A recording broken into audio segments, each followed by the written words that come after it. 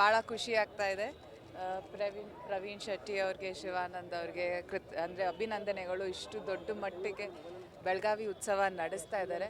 ಅದಲ್ಲದೆ ಸಾಕಷ್ಟು ವರ್ಷದಿಂದ ಅಭಿಲಾಷ್ ಅವರು ನನ್ನನ್ನು ಕರೀತಾ ಇದ್ರು ಬೆಳಗಾವಿ ಉತ್ಸವಕ್ಕೆ. ಯಾವುದೋ ಕಾರಣದಿಂದ ಬರಲಿಕ್ಕಾಗಲಿಲ್ಲ. ಬಟ್ ಈ ಸತಿ ರೈಸ್ ಆಫ್ ಅಶೋಕ ತಂಡ ಹಾಗೂ ಸಿನಿಮಾ ರಿಲೀಸ್ ಆಗ್ತಾ ಇದೆ. ಸೊ ಈ ಸತಿ ಬೆಳಗಾವಿ ಉತ್ಸವಕ್ಕೆ ಬರೋಕ್ಕೆ ಸಾಧ್ಯ ಆಯಿತು. ಸೊ ಭಾಳ ಖುಷಿ ಇದೆ. ಸಂಜೆ ಹೋಗಿ ಕಾರ್ಯಕ್ರಮ ನೋಡೋಕ್ಕೆ ಖುಷಿಯಾಗಿದೆ. ಮೇಡಮ್, ಬೆಳಗಾವಿ ಅಂತಂದ್ರೆ ಒಂಥರ ಕನ್ನಡದ ಗಟ್ಟಿನೆಲ್ಲ. ಸೊ ಇವತ್ತು ಅಲ್ಲಿ ಬಂದಿದ್ದೀರಿ, ಹೇಗೆ ಅನಿಸ್ತಾ ಇದೆ? ಭಾಳ ಖುಷಿ ಆಗ್ತಾ ಇದೆ. ಬಂದಿದ್ವಿ ಮುಂಚೆನೂ ಬೆಳಗಾವಿಗೆ ಬಂದಿದ್ದೀನಿ.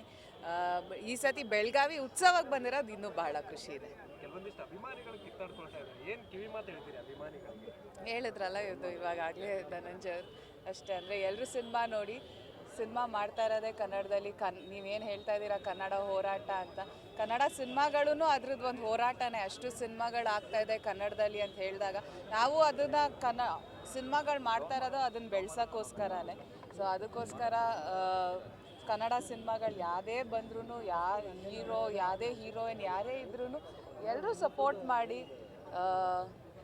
ಅದರಿಂದ ಕಲಾವಿದರು ಬೆಳೀತಾರೆ, ಅವ್ರ ಮನೆಗಳು ಬೆಳೆಯುತ್ತೆ, ಸಾಕಷ್ಟು ಜನಕ್ಕೆ ಜೀವನ ಸಿಗುತ್ತೆ. ಸೊ ಅದಕ್ಕೋಸ್ಕರ ಅದರ ಅಗತ್ಯ ಇಲ್ಲ.